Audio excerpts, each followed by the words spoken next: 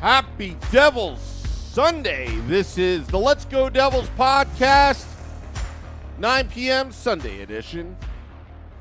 Coming to you live from the Primetime Radio Studios in an undisclosed location in beautiful New Jersey, somewhere down at the shore and Beverly Hills, California, also known as New Jersey West. West. Streaming live on Facebook Live, YouTube Live, Twitter Live, and Twitch on the Let's Go Devils Network. It's been a while since we've been together, taking a little bit of a hiatus, a little bit of a break, enjoying parts of the offseason. But guess what? There is no offseason because there's a lot of stuff to talk about the New Jersey Devils. Scotty, Shorts Guy. Before we begin, I just want to wish a happy belated birthday to the great Nikki, the wife of Beer Baron, who is a big part of this podcast, because without her, Beer Baron wouldn't be Beer Baron. That's very true. Yeah. Yeah, that's true. Yeah. So the basement that he, broadcasts from probably wouldn't be finished, it'd still be all just construction everywhere if it wasn't for Nikki. So, Yep. She does a lot. She does. She definitely does a lot. She keeps him in line.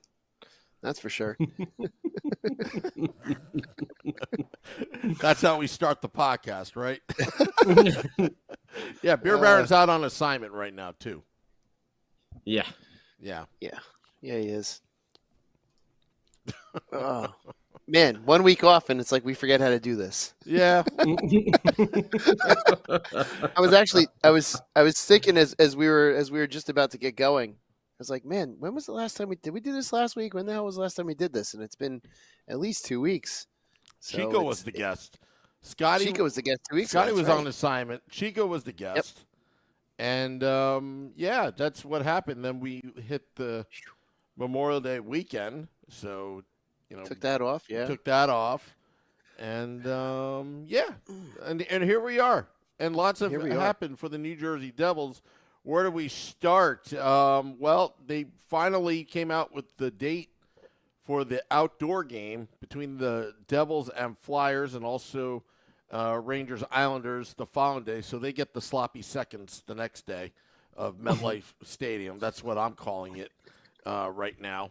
And we've been talking behind the scenes. That show, that podcast, will be absolutely amazing.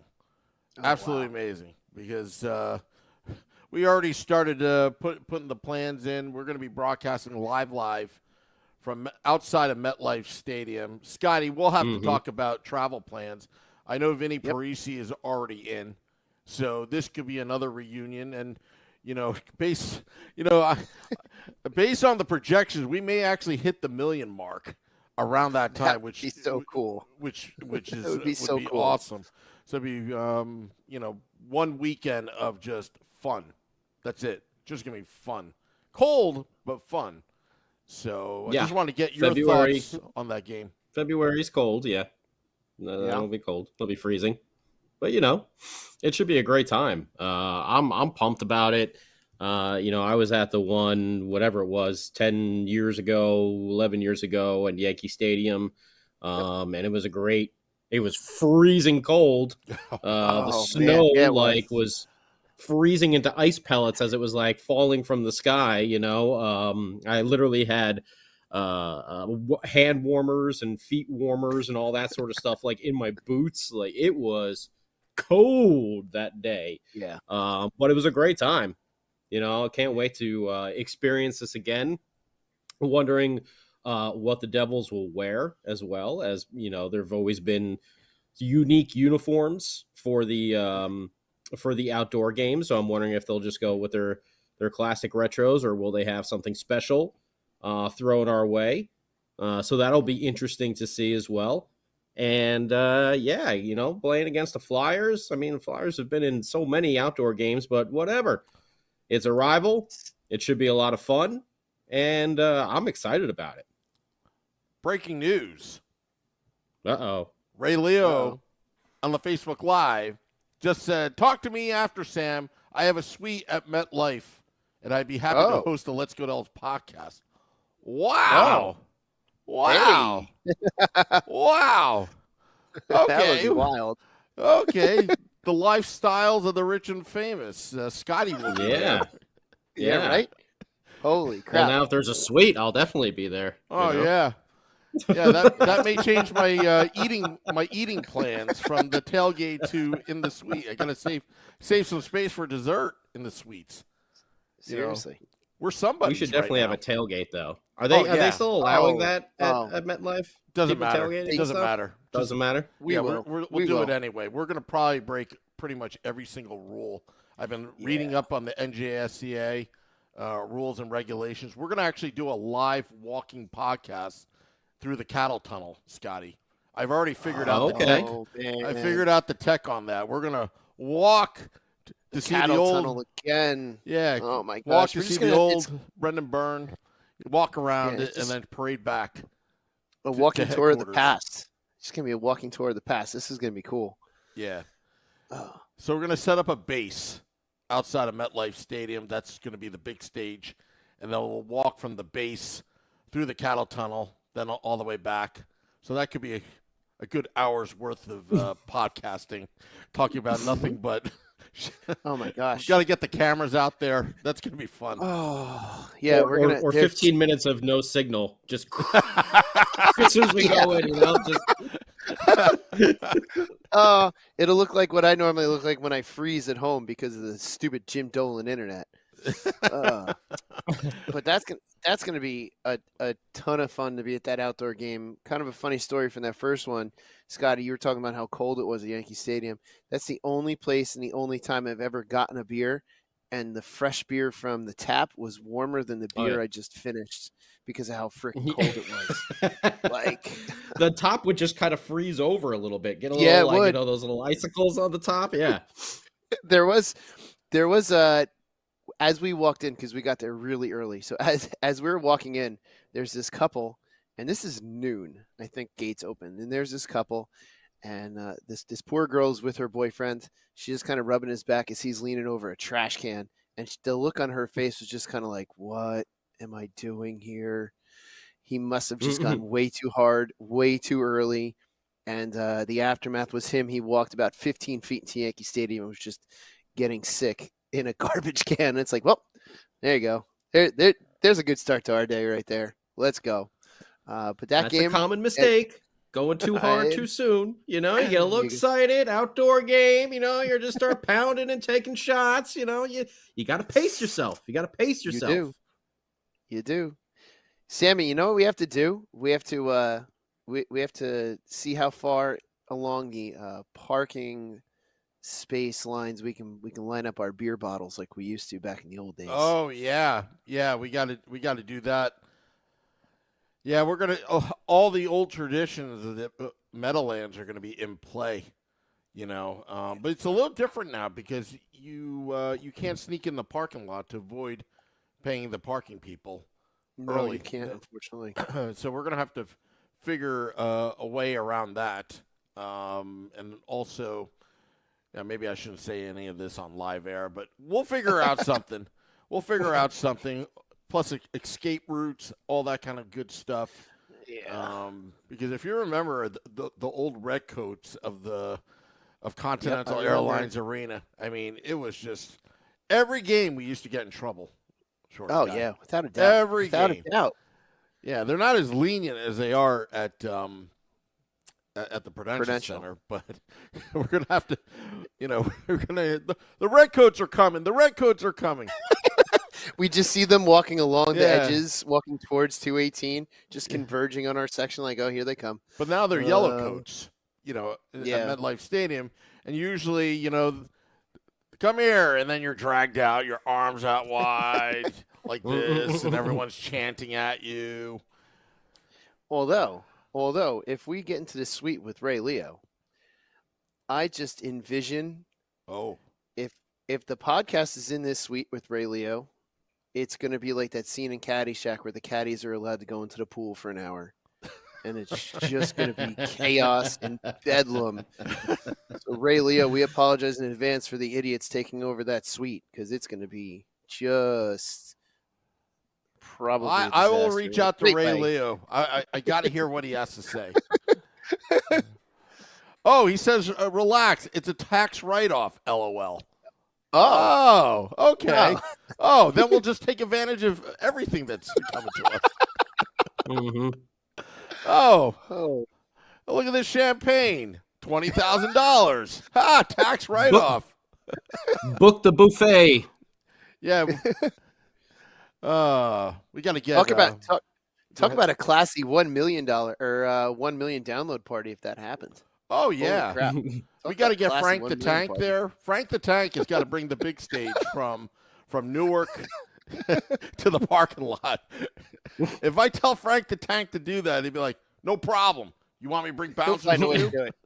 do it. He'll find a way to do it. We'll have to get Frank the Tank there as well. Bring a couple kegs as well, Frank. Yeah. And we will. Eggs. Yeah. I can drag my. If we can get a generator, I can drag my kegerator down. We won't need. It's gonna be cold. Oh no. It'll be cold Power is no issue. Power's no issue. Short Sky. Just give me on the back of your kegerator. Take a picture of what it's rated. I got to make sure there's enough power there. No. That's already factored into my. It'll be cold enough. We're not gonna need a kegerator. It's gonna be that's cold true. enough. Probably colder Yeah. outside than in the kegerator. So I don't think we're gonna have to worry Remember about that. Danico night when we did keg stands? We had keg stands at the back of the trailer. I think I remember Danico night. I still want that picture. You have a picture of me doing a keg stand at Danico night that I Me? have not yet seen. Yeah, Did I take a picture? someone did. I thought you did. There's a picture of me doing a keg stand at Danico night, and I just have not yet seen it. All We these years spray later. painted number 3 on the keg, if you remember. It's a keg of Bud too, if I remember Yeah, correctly. and then it's coincidentally when my parents sold their house, that keg was still in the basement and removed. Anyway, we're getting off the rails right now, but that's okay. It's It's not off the rails. It's not off the rails. We're reminiscing about some of the old times in the Meadowlands parking lot that we're going to be redoing come this outdoor game on February 17th against the Flyers. Now, Art So Nunez says that isn't the Stadium Series dates on President's Day weekend. You'll have Monday to recover. Hey, That's works for me. interesting. Okay. All right. And now there's a mall there now on the There property is. as well. So, maybe we can go ice skating afterwards after the game, on that rink. You never know. Okay. Yeah, just ideas. Just ideas. A bit of a sloppy ice skate, but that's okay. I've heard there's like a little mini roller coaster in there, like Mall of America style or something. Yeah. There's all Something sorts. like that We in could go there. skiing as well. Yeah, they got okay. Yeah. they got a Snowboarding. year-round Yeah. ski hill, whatever you want to call it. It's different now. Maybe we'll have our buddy Max chug like 6 beers and then we'll stick him on the roller coaster and see how it goes. Oh, that would be great. Oh boy. The party. That's all that I'm hoping for is that party that'll happen there. I'm just also I would love a big victory over the Flyers, and then afterwards, of course, leave a huge mess Yeah. for our the Rangers and Islanders the next day. Just a big mess. Rangers suck confetti all over the place. Just a so it's already there. They can't clean it all up. We'll have to have like a million Rangers suck confetti all over the place. Oh, I got some ideas. Yeah. Oh yeah, I've got some ideas for the parking lot for them. Can we get one of those like guns that like shoots it and just it explodes Oh, everywhere? those confetti cannons? Or is that what? Yeah. Yeah. Oh, absolutely. Maybe we'll just camp out for the night, and then the next day when they come, we haven't left yet. It's gonna be a mess. Oh yeah. It's gonna be great. Who's gonna work the grill? Frank the question. Tank. Frank. We're inviting Frank. It's going to be American whiskey, at MetLife Stadium. We'll have to figure this one out. Yeah. Okay. I'm sure. What's the biggest grill they allow there? Have you found that out, Sam? Because I have access to a really big grill. You know what? This is what you do. Just do it and ask for forgiveness later. That's the only way. You just got to hide it. What are they going to do? We'll figure it out. Besides, worst case, we just go to Ray Leo's suite if it doesn't work out. That's our backup plan. And we'll start, stealing chocolate chip cookies like Paul Marino and just put them in our pockets and bring them down to some people. It's long-term leasing. Long-term leasing. We don't steal long-term leasing. Yeah. Oh, yeah. Well, Paul Marino's already confirmed that he's hanging out at our tailgate. I already texted him. He's like, no, you guys are cool. I want to be with you guys. I was like, okay. And then we'll invite him to Ray Leo's suite. There you go. It's a tax write-off, Paul. Don't worry about it. Take as many cookies as you want. Anyway. If he takes the cannolis, just look the other direction, okay? I didn't say anything. I mean, we are in the Meadowlands, so it leave would the be gun. funny. Take the cannolis.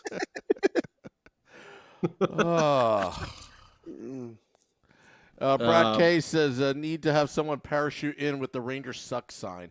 How great would that be? Okay. Or let's say, I don't know if, the 86 Meadowlands, Mets style with the Let's Go Mets, Yeah.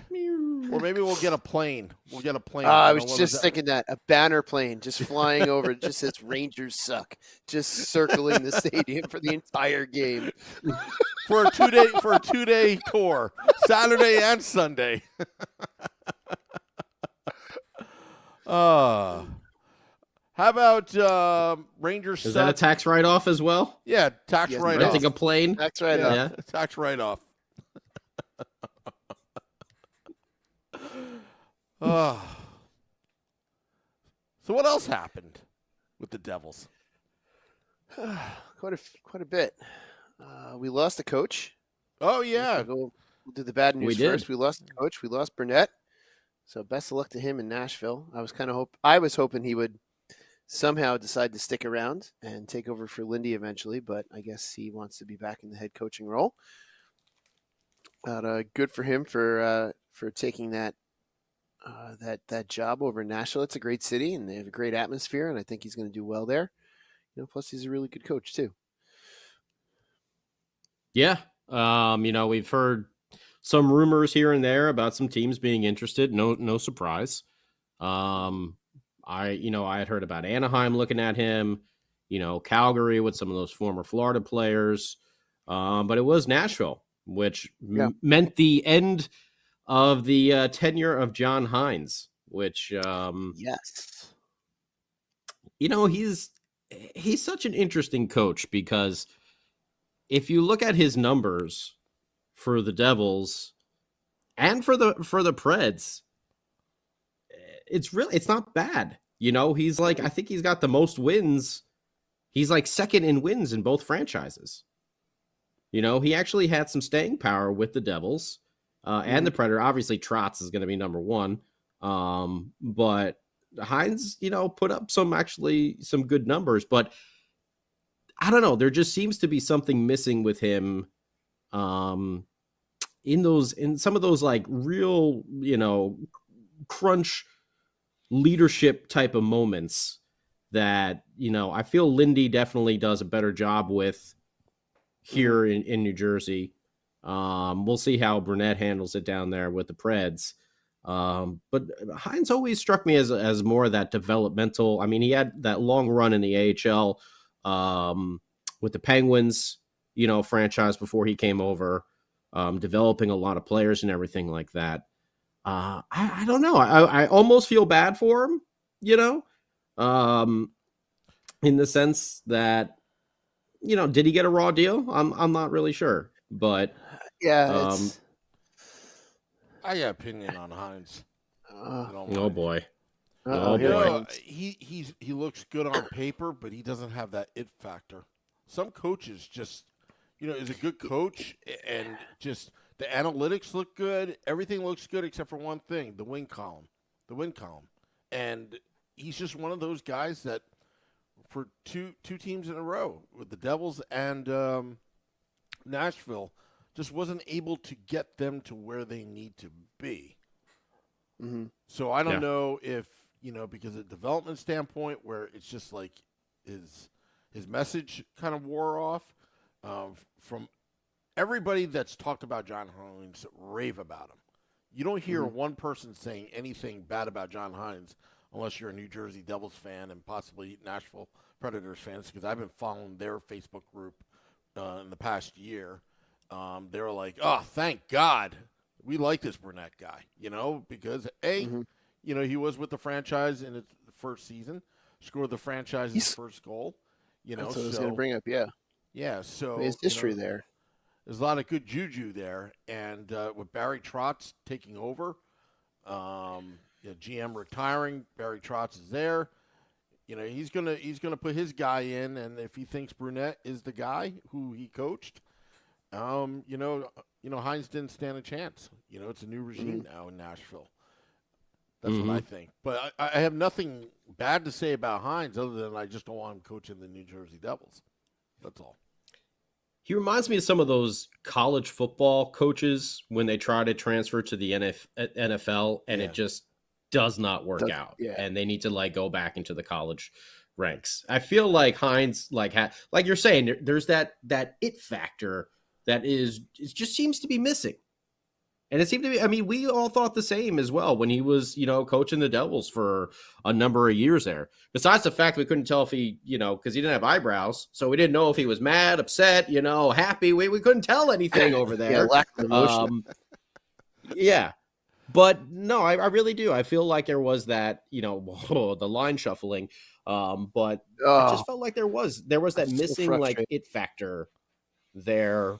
That, like you said, everyone used to rave about him, developmental style. When Ray Shero brought him in, everyone was very excited. Like, hey, this guy is ready to take this step up and be an NHL coach. And there was just always something not there.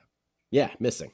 Something was always missing. It was almost like he was just lacked a little bit. He lacked that emotion that you need as a coach sometimes, and that passion to come through to really push your guys over the edge. He just seemed to kind of not have it.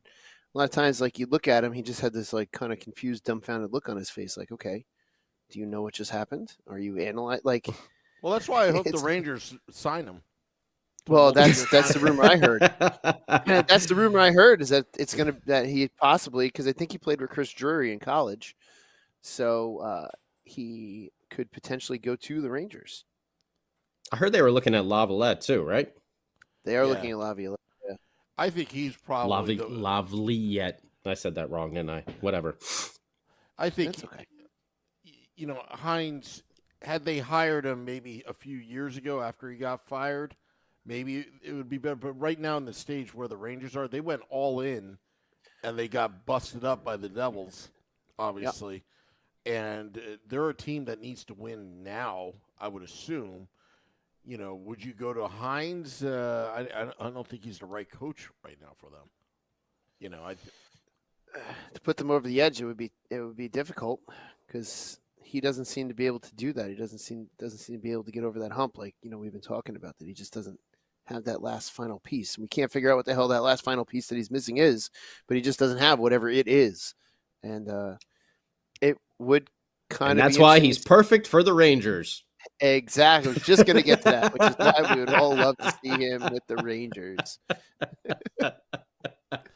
Oh, how many times is he going to change the lines when he's on the New York Rangers? Man. He's going to put Lafreniere with, I don't know. Yeah, it will be interesting. It'll definitely be interesting. I know Billy Dean from Hockey on Tap was really hoping for Burnett to go to the Rangers. I was like, yeah, no, that's not going to happen. No, he won't do that to us. He won't do that to us. No, exactly. No, I think he got a good deal down there with Nashville. Like you were saying, Short Scott, it's a great city. It's good fans down there. They support the team. He's got a good lineup. Trotz now back in charge. Really good hockey mind there, obviously. with Barry Trotz, and it's like, going home for him because he was down there in Nashville for how many years? I can't even count. How many years was he? Forever. Let me look that It up. was over a decade, right? It was definitely over a decade. Long time. Let me look that up right Right, now. and then he had the short stint up here with the Islanders, and we all know Mr. Lamb's Uncle Lou tends to have the itchy trigger finger a lot of times with the coaches and everything like that. We've all experienced that in our history with the Devils. So he was with Nashville from 98-99 until 2013-14, over a decade. Wow. Yeah, that's a long coaching 14, 15 years. Something like that. That's a real long coaching tenure. And then you don't see that in any sport really that often anymore. Not at all. And 4 years at Washington, wins a cup, 4 years with the Islanders, but now he's back in Nashville. Yeah, and I'm sure he's going to be, that's going to be his goal, is to bring that cup to Nashville, because Nashville again is another team that's had a lot of great teams that just couldn't go, cross the finish line. And so it's probably his number one goal, is to bring them across the finish, at least try to get them across the finish line, and bring in Burnett. He probably thinks that's his winning combo. So we'll see. So Nashville could be another destination city for the podcast to go on tour. You do a Nashville away day if it's on a favorable weekend. I think Oh My Goodness is down in Nashville, right? Well, he went to Nashville. Our buddy on YouTube? No. He went to Nashville that one game. No, he's from Jersey. Oh, okay. Yeah. He went to a lot of our Game Day Live and Devils After Dark podcasts. And hello to everybody, by the way, on YouTube and Facebook and Twitch and everything like that. What's up, Peter? See, he's getting his 14-year-old daughter in with the medal early. Very nicely done. Stephen Engel, Brad, Ted, Richard Slenko. Welcome back, buddy. Dennis and Selecta. And Chris Morgatti. This is probably the next big thing of Devils news that has come out, is the rumors about Damon Severson's rights getting traded. Now, we all know Sam Wu would just release him on the spot. We all know that. Yes. We know how Sam Wu feels about Damon Severson. Don't need the baggage. Would have exposed him in the expansion draft and just let him go. But now there are talks about, trading his rights and stuff like that, which I think it's a wise move. I mean, Luke, I don't think is going anywhere. You're going to have Luke Hughes there. You have Dougie, you have John Marino, and you have Nemec is probably coming. Oh boy! Banner down! Banner down! Oh no! Banner down!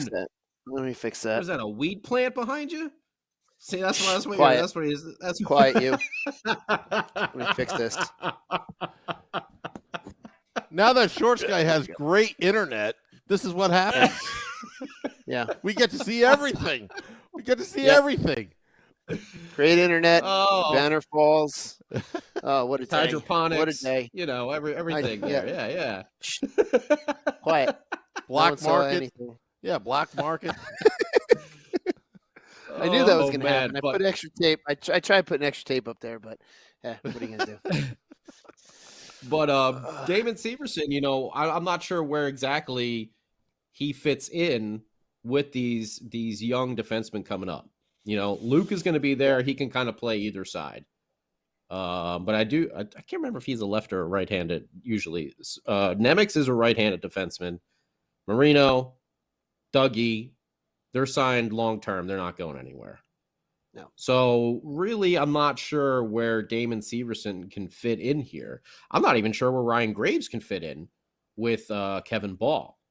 Now, Damon Severson and Ryan Graves, if we don't re-sign both of those gentlemen, that's like, I'd have to really do the math, but I think that's somewhere around 260 or 270 block shots disappearing from the lineup. Now, Kevin Ball might be able to, replace some of those, But Ryan Graves was the leader on the team. I think he had 150 some block shots. I think Severson was in the 100 and teens somewhere. So that's a lot riding against this team if they don't come back. And Ryan Graves did play a lot of PK1 time out there. Mhm. But they got to make a decision because you have Jesper Bratt, you have Timo Meyer. There goes basically like half of your eligible salary cap. If we resign both of them. If we resign both of them, restricted free agents, which you would think they were going to. Yeah. But, Mackenzie Blackwood, another one they have to figure out what they're going to do as a restricted free agent. Severson is unrestricted. Same thing with Ryan Graves. I wonder if Severson's rights being shopped around signals that Graves might be kept, as far as, or at least attempted to be re-signed. It could be. It could be. I mean, he's younger. He gives you a little bit more oomph. Even though we know Graves is not going to. They're the same age. Are they really? No Graves way. And really? Severson are both 28. Yeah, they're both 28. Wow. I thought Gravy Train was like a year or two younger. No, they're both 28. Well, all right.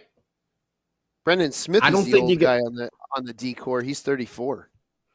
Yeah, he's going to be your extra defenseman, I would believe, come next year. I think Ball, Nemec, and Luke Hughes will all have, regular spots in that lineup. And then you have Marino and Dougie, obviously. Yeah. So it doesn't leave a lot of room. No. It does not leave a lot of room. I guess so. Cap friendly, I guess, is currently not. I guess they're all the players that are not signed are off the cap friendly. Or I guess they're not counting it on cap friendly, whatever you want to call it. So the projected cap space is $34.2 million. Yes. So that's what we have to work with, and we've got to make all of this. I mean, the big one to me would definitely be making sure that Timo Meyer is re-signed. There goes the banner again. I think I'm just going to give up with the banner. Yeah, man. Timo, you're looking at possibly like $10 million. Yeah, probably. Jesper Bratt, you're looking at, I don't know, somewhere between 6 and 8 million, I would think. Could be. And then your other RFAs, you got Bastian, you got Boquist, you got McLeod, who I think they'll bring back, Sharon Govich, Kevin Ball, some other younger players. Talavidi, who went back to Finland. I think the Devils retain his rights, but he went and he signed in Finland, so I don't think we'll be seeing him. Riley Walsh as well, who was another defensive prospect who came in, who has seemed to be stuck at that AHL level. Then you have the unrestricteds like Eric Halla, who I think will probably come back. Thomas Tatar. Yeah. What do you do with Miles Wood? Bernier, obviously, I think you let go. If you re-sign Mason Gearston, that's probably going to be a two-way, AHL contract over there. So yeah, but those first two are going to eat up a chunk of that cap space. Mm-hmm. You got 32 or 34, whatever it is, 34.3? 34.2. 34.2 available. So if you get a 10 and a 7, say you get Jesper Bratt gets 7, Timo gets 10. Okay, so there's half of it gone right there. 17 right there. Now, what about Ryan Graves? Yeah. What kind of deal does he look at? Is he a 4 million, 5 million? How many years is he going to be looking for? Well, yeah, because this is at 28. This might be his his last big shot at a good contract. Well, this is his first big shot at a good contract, Oh, really, you know? yeah, I guess so, yeah.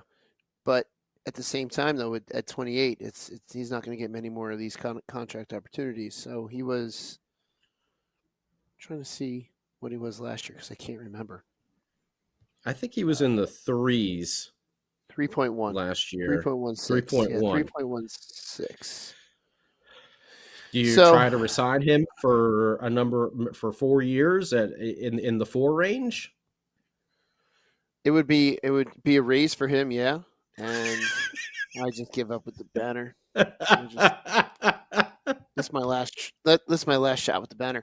Yeah, so if you give him 4, maybe 4 or 5, just to kind of entice him to stay with a little bit more. But I'm curious what he would make on the open market. I mean, he did not really do very well when it came to the play. Like that second round, he was just looking a little bit slow in the playoffs. So I don't know if maybe there was an injury there, but it's one of those things where it's like, and if we're being honest too, looking at the play of Jesper Bratt wasn't all that great either for the playoffs. He disappeared pretty good as well. So who knows what that's going to mean as far as their contract prospects are concerned. I think Bratt was 6 million this year or something. I think he was 6, somewhere around there. Let me check that out. So you would think it would probably go up. You would think it would definitely go up. 7 is probably something that's close. Unless it was 5. 5.4. Was it 5? It was 5.4, yeah. Okay. Well, then that's a different story then. Maybe you could maybe do they 6 could get away with maybe they could get away with a 6.5 or something like that. Could, yeah. It's going to be tricky. It's going to be tricky to try and fit all these dudes in here. And it's going to be, I think it's smart for them to try and get something for Damon Severson. I know we talked about it a lot. Great. Yeah, we talked about it a lot. Sam and I on Devils After Dark that we thought he would be shopped, during the trade deadline because there was just you just knew that this is the way the money was lining up. These are the prospects that we have coming. It just seemed like Damon was in the last year of his Devils tenure. And, for whatever reason, they didn't, and they kept him. And it might have been a smart move to get into the playoffs. He made some good plays, and he did some good things. But just letting him walk. That goal against the Rangers, I think, was probably one of the high points of his season in overtime. So, and Chris is bringing up a good point. These guys are unrestricted free agents. Gravy, yeah, someone may throw him more money than like $4 million or $4.5 million a year. But he is someone who he got the short end of the stick there in Colorado. He got traded over to New Jersey, and now all of a sudden the Devils are on this upswing here. Does he want to? Because the team that may throw out one of those offers isn't, quite at the same level where, like in Arizona. Colorado could be like in Arizona. Yeah. So do you want to go and just languish in Arizona, or do you want to play on a team that's going to go, be a perennial playoff team? Yeah, because I guarantee it was not fun for him to watch all of his buddies win the cup that he was just there, one season removed from being there. So as much as I'm sure he was happy for his buddies to win the cup, I'm sure it was also probably annoying to be like, and I was just there. Why am I not, raising the cup with them? So yeah, you make a very good point there. He may just want to stay put where he knows that he has a pretty good chance, unless a team, that needs defensemen that is on the same plane as the Devils comes calling with a decent offer, then okay, then I could see, all right, go ahead. But, we may be an opportunity for him to win. Yeah. Yeah. So we're going to see. I mean, because a lot of teams, you think about the Capitals, they're going to have to go through a rebuild. You feel like the Penguins are getting close to it as well. Carolina, I don't know what they're gonna do with that team. Who they're gonna move on from, and there's gonna be a lot. There's gonna be a big shakeup on Carolina. I don't know if they really have to shake up too much over in Carolina. I know the Panthers series didn't go too well, but I don't know if they're going to have to really shake too much up. Goaltending, I think, for Carolina would be one of the bigger issues because they seem to not really have a solidified goalie. But other than that, I don't know how much of a – because they had a pretty solid team and they've got a really good coach, so I can see them probably staying as close to what they are as possible. That's just some of the rumors that I've heard, just reading around and stuff like that, that management's looking to, make a little shake up down there. So we'll see what happens with them. But yeah, I'm not sure where, Ryan Graves can go that would be at this level. It might be in his best interest if he wants to win some cups to stay with the Devils and maybe take, something like I don't know, maybe Fitzy would offer him $5 million. I'm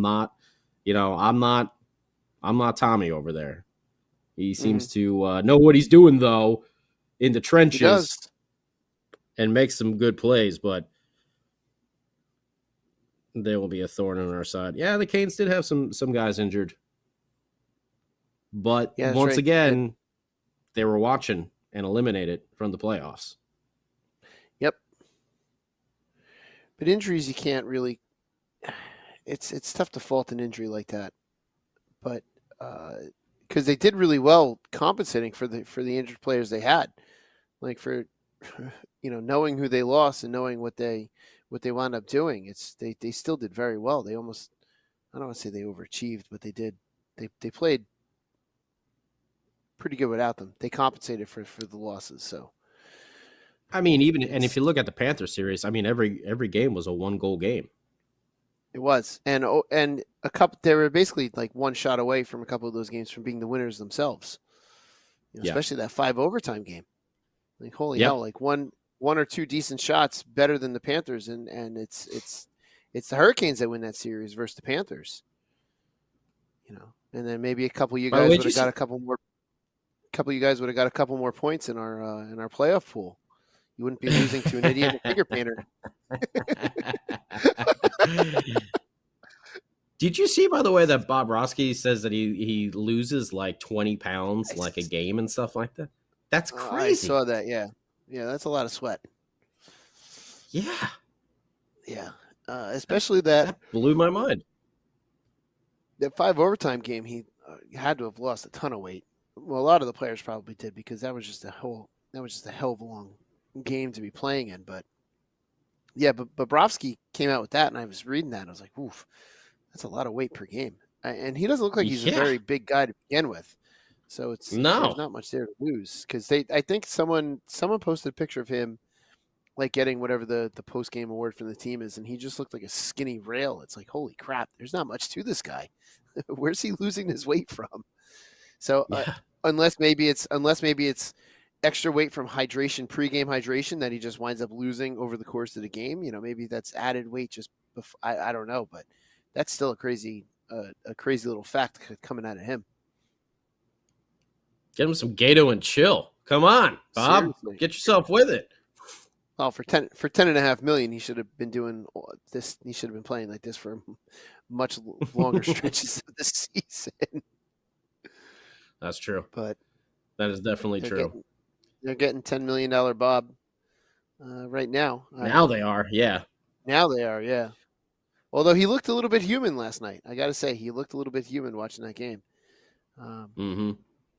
And Aiden Hill was the one who was looking otherworldly with that paddle save.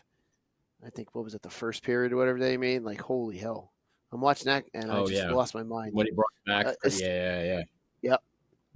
Any save like that, I'll lose my mind over, and that was, and the still shots of it are incredible that the NHL's been putting out today. So it's Aiden Hill played well last night. Bobrovsky looked human, but last night with Vegas taking that 1-0 lead, that atmosphere in Vegas for the finals just looks insane. They want it desperately in Vegas. But I also heard someone say on the radio recently that the Vegas fans need to suffer a little bit more before they get their first cup. They can't get it in the first 6 years of their existence, which I thought was a pretty funny comment. They've been in the finals twice already. I mean, that's how you build a fan base. Oh, big time. Plus being one of the only pro sports in town. It's being one of the only pro sports in town too. I mean, now they got the Raiders there, and they're potentially the A's are going to move there. So teams are going to Vegas. Oh, good lordy! But the A's for a little, the A's. Oh man! For a little while, they were the only game in town. I mean, aside from the Strip and all that, but the A's are never gonna. Oh man, they're not going to be good for a long time. They're not going to build the fan base like the Golden Knights built, because they're going to be terrible for a long time.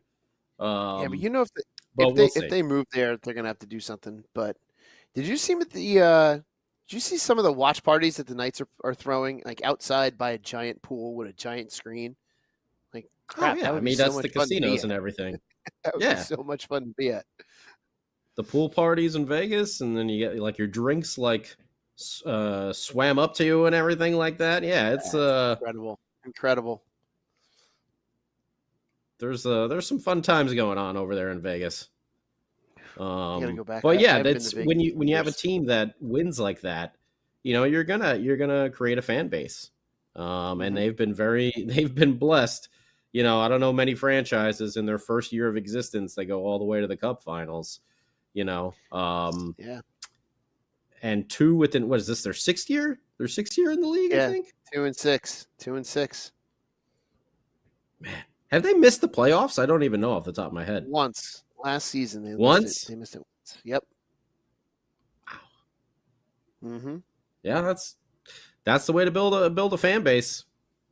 It'll be interesting to see what happens to that fan base when they eventually do have that skid, because that's coming. They're going to have to go through a period of missing the playoffs for a season or two and have a rough go at it for a season or two. So it'll be interesting to see what that fan base does. But then again, because of the way Vegas is, it can almost be like it is for the Rangers, where people just make it a destination thing to go to, because tickets are basically sought after just because you're there, kind of like how the plastic Ranger fans are in the lower sections down there at the Godzilla Nest, otherwise known as the garbage dump of MSG. Godzilla Nest. Oh man. But yeah, either way, Devils should trade Damon Severson's rights. That was a roundabout way to say yes. I do believe that they should do that, because they need to get something for him. Because, like we said, it just doesn't seem like he's got a spot on the team right now. So you just let him walk for nothing, or try to get anything you can. I say try to get anything you can. Yeah, if you can get anything for him as a UFA, do it. And I'm curious if it'll be a draft day type thing where they do it at the draft. Kind of one of those wheeling and dealings in between the tables and getting a pick in return, because the Devils don't have very many picks this year. So they're going to need to do something with that. It wouldn't shock me if all they got was a pick or two in return for it, for the rights. Oh, yeah. I mean, unless they trade him to Edmonton for Connor McDavid, like that'll, one for one like that. We have a good, track record with the Oilers. Fleecing those the Oilers. So. That would be incredible. If we fleece the Oilers again, that would be incredible. But yeah, I would think just a couple draft picks, and especially because the Devils, I gotta look. They're a little light on the old draft picks this year, aren't we? They are. We don't have a first round. We don't have a third round. We just have 2, 4, 5, 6, 7, and only one in each. 4. Yeah. 2, 4. So it's more than I thought we had. 2, 4, 5, 6, 7. All right, so we're missing a first and a third. There's no way we're going to get a first for the rights for Severson unless someone really desperately wants him, but I fail to believe that. Yeah, I don't think we'll be able to do that. But yeah, I mean, maybe another second round pick, Would be nice. maybe another fourth, maybe a third. I don't know, but I think you might be able to get like two draft, 2 picks for him for those Yeah. rights. Maybe it would be a In sign and Tommy, we trade type of trust. deal. Yeah, he's done well before, That could be and something as well. he'll make Fitzy will make the right choice. But yeah, it could also be a sign and trade too. That is a Wheeling good and dealing.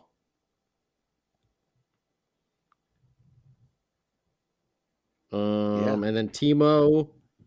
Yeah, I don't think anyone has heard. I don't know. I haven't heard. Ariel is asking about Timo's contract negotiations, and correct me if I'm nothing. wrong here, Sam Wu, but it's old Pep is his agent, right? Claude Lemieux. Yep. It is. Yeah, I wouldn't expect to have this go super smooth then, because it seems like Claude is that was my biggest concern about this whole trade. pretty tough negotiator. Yeah, so we'll see what happens there. I haven't heard anything about it. There's been nothing. Yeah, one way or another. I don't think I've seen anything Who about knows? it. Maybe they have a deal done, but they're not saying anything. That would be nice. Could be. That would Only be because great. Could be. just to not show their cards on their cap situation. That's who knows. Could be. That would be great. Or who knows? Maybe Timo Meyer wants to play somewhere else. Who knows? We'll find out. It's also a possibility. Yeah, it's also a possibility. You never know. I think he'll like it in New Jersey with his fellow Swissman. Mm-hmm. Siegenthaler, Nico Heischer, now Akira Schmid as well. I think he'd probably be pretty comfortable. And, I would like to see him return. I think he was definitely, even without all the goals, he was definitely a huge part of the team in that first round win against the Rangers. That power forward is something we've definitely been missing on this team. And if you have a Timo playing in your top six and maybe a Nolan Foote playing in your bottom six, that will definitely add a little bit more to the beefalytics, as Sam Wu likes to talk about, coming next year. Which anytime you can provide more protection for Jack and Jesper and Nico, that's a good thing. That's a very good thing. Speaking of beefalytics, Sam, you wanted to bring up something from this past week. What? Chase Stillman? Yeah. Oh, yeah. Knocking out one player and then punching out the other and then gets himself fired up. I read somewhere that was their top line. He took 2 of the 3 guys off the top line in one play. In one play. But oh man, that hit, it was almost shades of Scott Stevens seeing that hit. It was just destructive. And then to immediately drop the gloves and just drop that other guy. It was like, wow, I like this. But I know didn't his team lose something like 10-1 the night before? So he was trying to respond to that. Something crazy, like they got blown out the night before or something like that, or the game before, whatever it was. I think he took a bad penalty earlier in the game or something like that, and then he was trying to respond a little bit there in later periods. But yeah, if everyone out there on YouTube Live and Facebook and everything else, if you haven't seen the Chase Stillman highlights, I would highly recommend going and Googling that. It's worth it. Yeah, and it's definitely worth it. Yeah, it took me a couple days to finally watch it. When I finally did watch it, I had to watch it 2 or 3 times to be like, wow. And from a couple different videos and from some different angles of the hit, it just looked great. So if he can bring that to the NHL and transfer that to the NHL, talk about adding to the beefalytics that Sam always wants to hear. Wow, that'll add some beef to this team, Sam. Yeah, I gotta tell you, like this past playoffs, it was the bottom 6 forwards that really got it done consistently, both round and 1 and 2. I think by the time they got to round 2, I think they just let Game 4 get away. They could have easily won Game 5 against Carolina, but they let that one get away in overtime.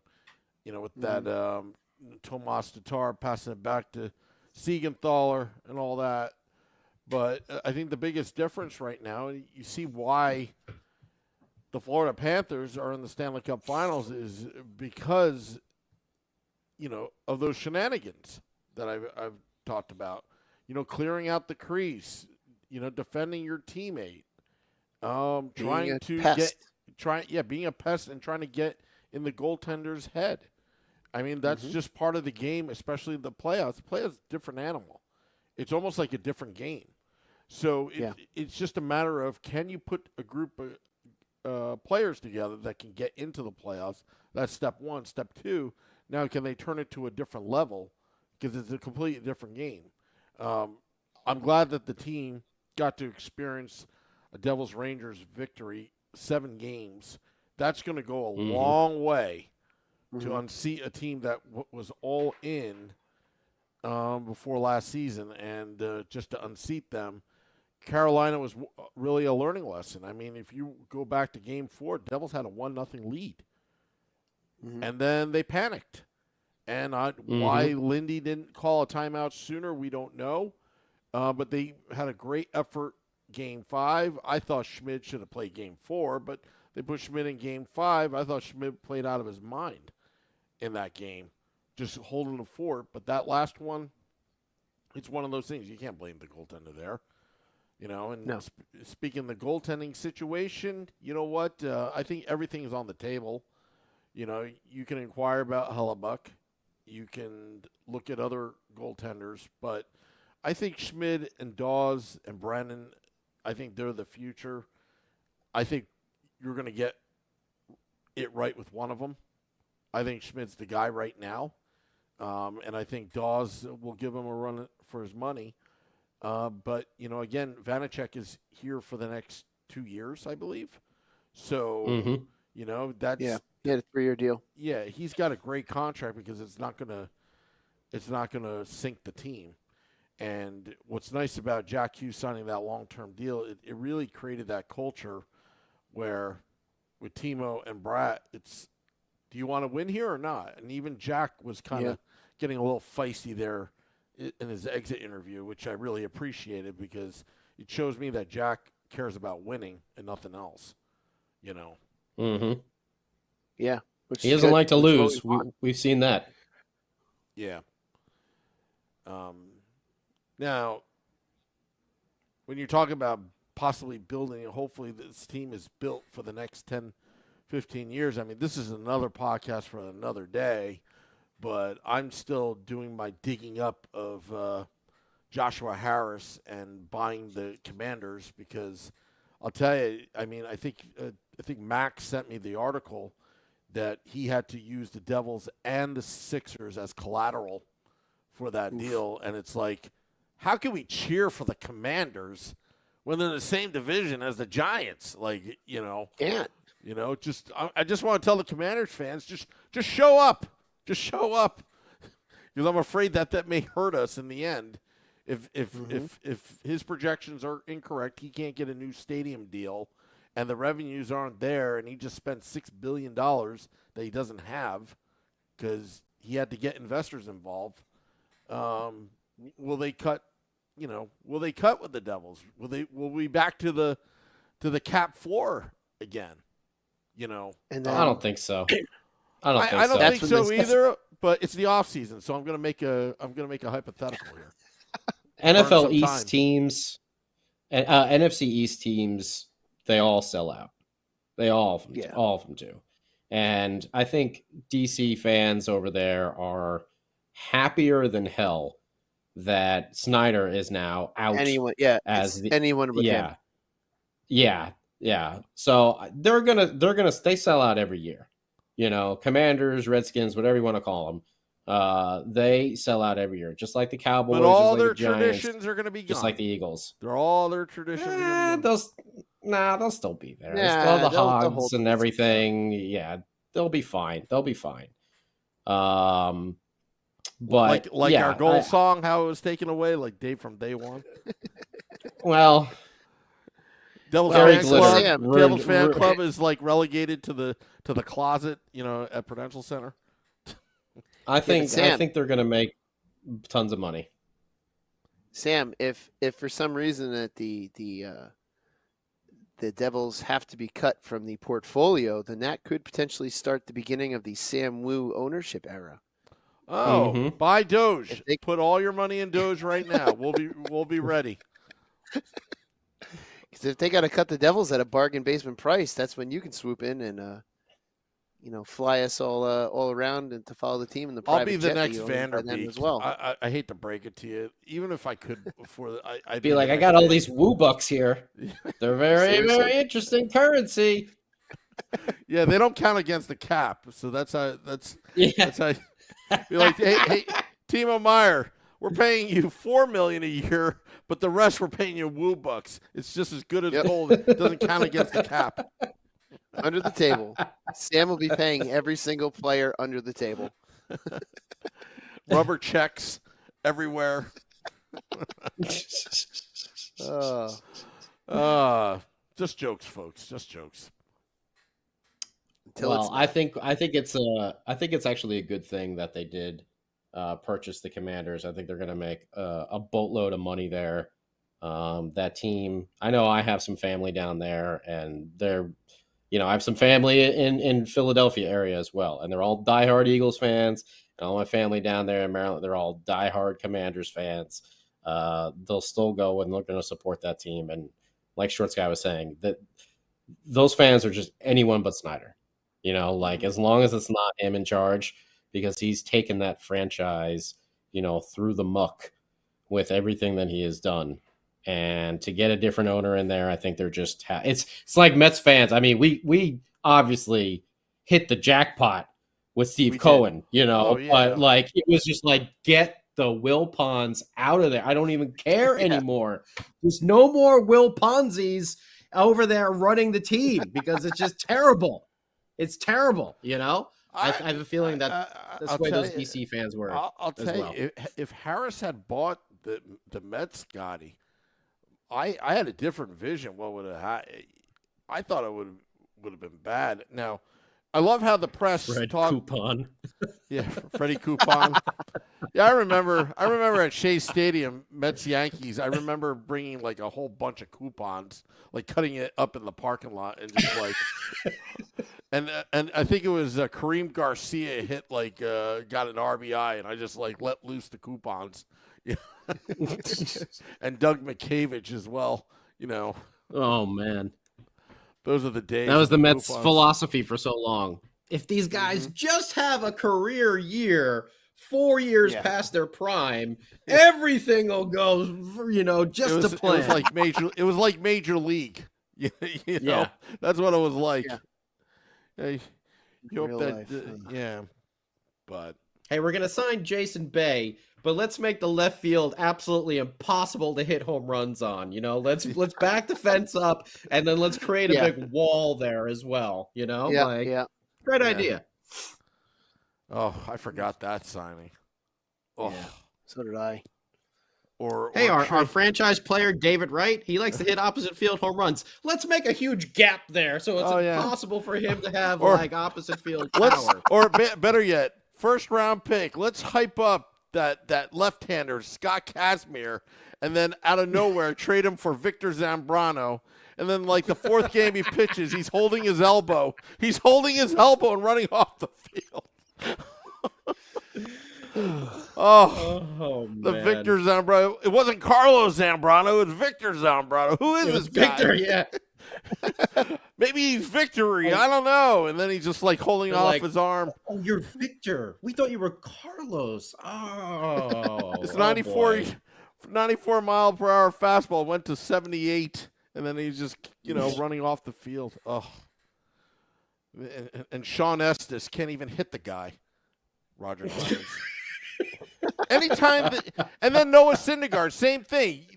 Chase Utley, you just miss. Yeah. Oh. Man. Well, you could tell it's summer. You can tell it's summer and off season because we've gone in every which direction for tonight's podcast. Yeah. Oh, Well, we should probably wrap it up because we're overtime here, aren't we? We're in overtime right some now. free we podcast. We are. We're in overtime. Yep. We're in time and a half right now. Woo bucks.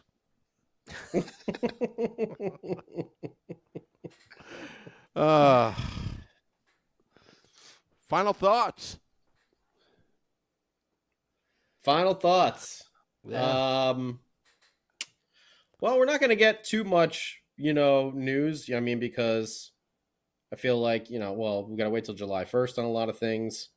But, I'm excited about the direction of this franchise.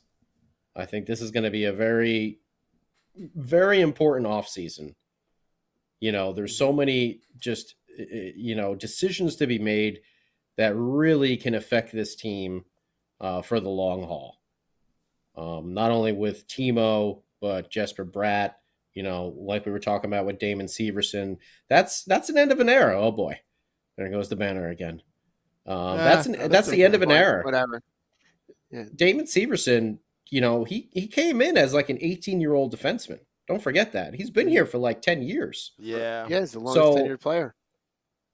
It's kind of an end of an era here, and it's a beginning for a Nemec and Luke Hughes and Kevin Ball.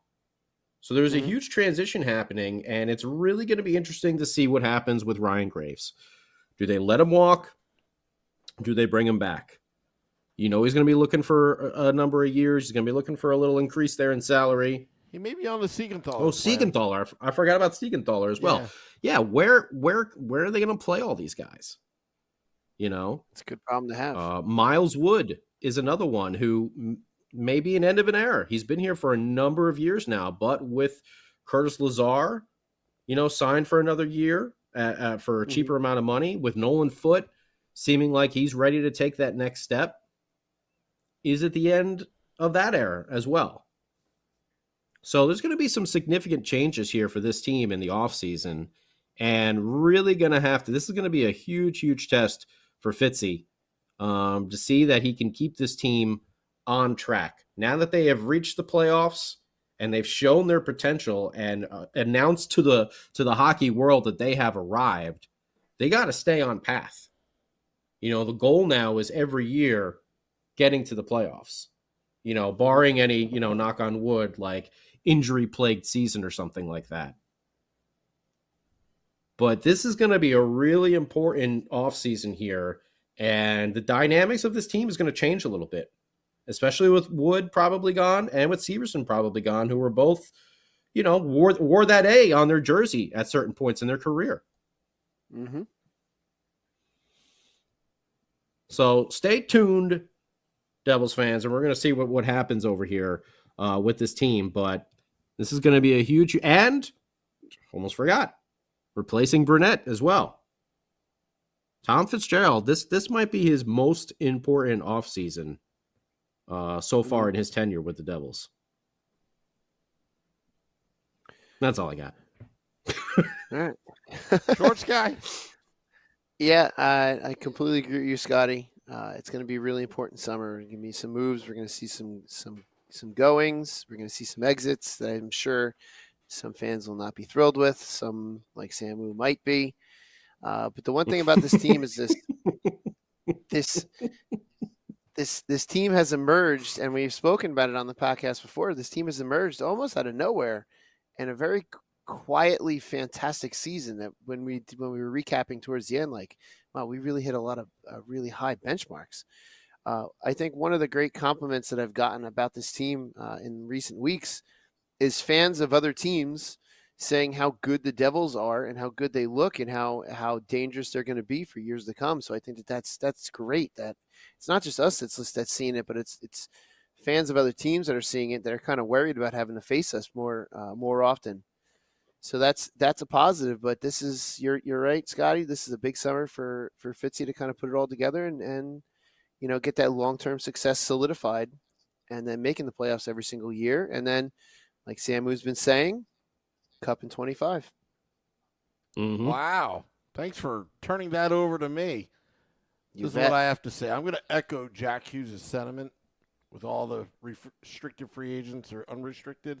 If you want to be here, you sign on the dotted line.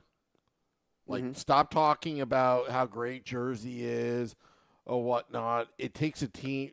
Jack Hughes already made his sacrifices. He signed a long-term deal. It's going to turn out to be that deal is going to be a bargain. It's already a bargain, right? Same with Nico Hischier. The leaders, the pillars of the team have already done that. Now it's now Bratt's turn. It's Myers' turn. You can even put Graves in the mix as well.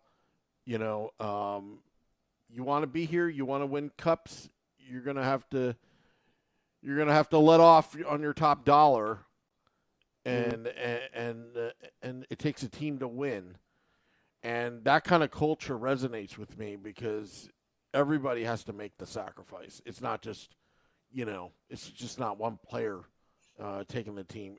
It takes a team, and even Matthew Tkachuk alluded to that in one of his interviews, saying that I know these other guys in the room got me here, got us here.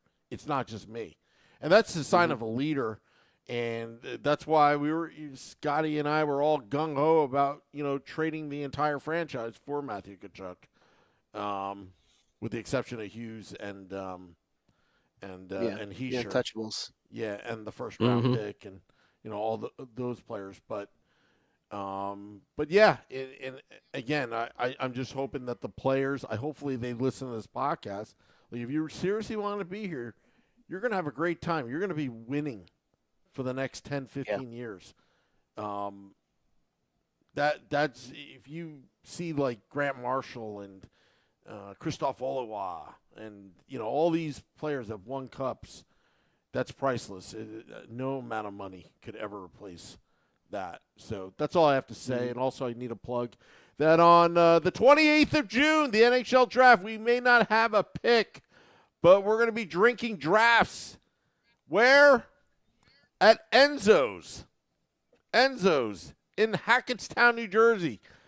1916 Route 57 in Hackettstown. We're going to be there. Or at least Shorts Guy and I are going to be there. Beer Baron's on assignment. He's going to try to zoom in on a cruise line. I don't know how that's going to work. Some of the Hockey on Tap guys should be there too. Yeah. So we're just going to hang out with no draft pick.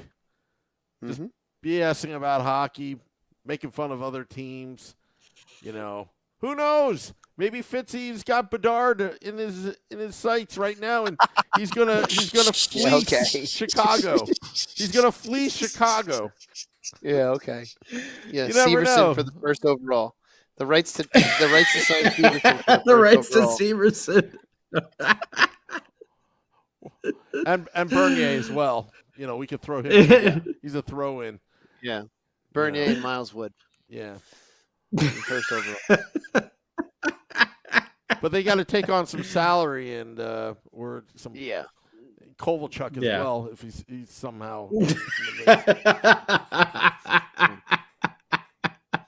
Yeah, we're gonna trade the rights to Severson and the Kovalchuk penalty. And put Schneider in as well. Oh yeah, there. Yeah. Oh man, I used to love those trade proposals. What do you think? We trade all of our garbage for their best player. I think we get it done. But the thing is, though, when Ray Shero pulled that Taylor Hall trade, and then Fitzy pulling that John Marino trade, I mean, you never know. You catch a GM on a bad day, something could happen. You never know. That's true. At the draft, No, Chicago they're not going to do anything. I mean, they're already making money. I'm just hoping like the NHL will be like, no, you got to forfeit that first round pick. That incident. That would be great. So is Fitzy like squeezing the Visine into the Blackhawks I can't remember who it is. The Blackhawks GM's drink, so he gets all sick and just like, listen, man, I think you should do it. Just, all right, fine. Yeah, okay. Yeah. I don't know. Anything can happen. But we'll be at Enzo's to report that for you in case it does happen. Eating some chicken parm. The bolognese. And the Yeah, we have to get that bolognese. this year. Yeah. They've got all sorts of stuff on their menu. Their steaks Yeah, are they got good. stuff. Steaks are good. We'll discuss it. We'll discuss it when we're there. We'll get a couple different items and we'll eat them together on air. All right. Well, I'm just trying Sam to will hype have it the up. salad. I'm trying to hype it up, Shorts guy. Trying to sell it. That's fine. That's Trying fine. to sell it to the fans. Come out to Northwest Jersey. We'll be out there at Enzo's in Hackettstown. Dropping the podcast in 20 minutes. Till next time, let's go Devils.